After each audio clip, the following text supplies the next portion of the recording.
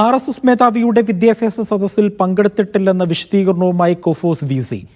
അമൃത ഇൻസ്റ്റിറ്റ്യൂട്ടിൽ നടന്ന മറ്റൊരു സെമിനാറിലാണ് പങ്കെടുത്തത്. മറ്റുള്ള വാർത്തകൾ തെറ്റെന്നും A. ബിജുകുമാർ പറഞ്ഞു. മുസീന അസുകൊണ്ട് വിവരങ്ങൾ നൽകാനായി. മുസീന, ബിജുകുമാറിന്റെ വിശദീകരണം എന്താണ്?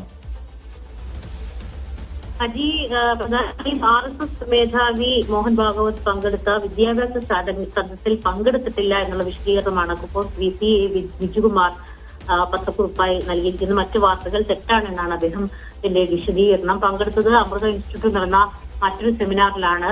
VC എന്ന നിലയിൽ സെമിനാറിൽ തന്റെ നിലപാട് വിശദീകരിക്കുകയാണ് ഉണ്ടായത്.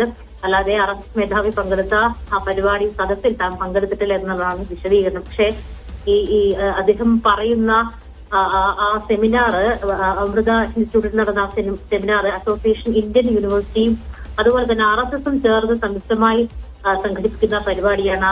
ആ വിദ്യാഭ്യാസ സമ്മേളനവുമായി ബന്ധപ്പെട്ടുള്ള ഒരു സെഷൻ തന്നെയാണ് ഈ പറയുന്ന അദ്ദേഹം വിശദീകരിക്കുന്ന ഈ സെമിനാർ എന്നുള്ളതാണ് ഏറെ ശ്രദ്ധേയമായ കാര്യം. എന്താണെങ്കിലും ഇത്തരത്തിൽ RSS നടത്തിയ വിദ്യാഭ്യാസ സെമിനാറിൽ അല്ലെങ്കിൽ ആ സമ്മേളനത്തിൽ കേരളത്തിലെ 4 VCമാർ പങ്കെടുത്തു എന്നതടക്കമുള്ള വാർത്തകൾക്ക് പിന്നാലെയാണ് അദ്ദേഹത്തിന്റെ ഒരു വിശദീകരണം വന്നിരിക്കുന്നത് തന്നെയാണ് മനസ്സിലാക്കുന്നത്. ശരി, മുഹസീന അസു ആണ് വിവരങ്ങൾ നൽകിയത്.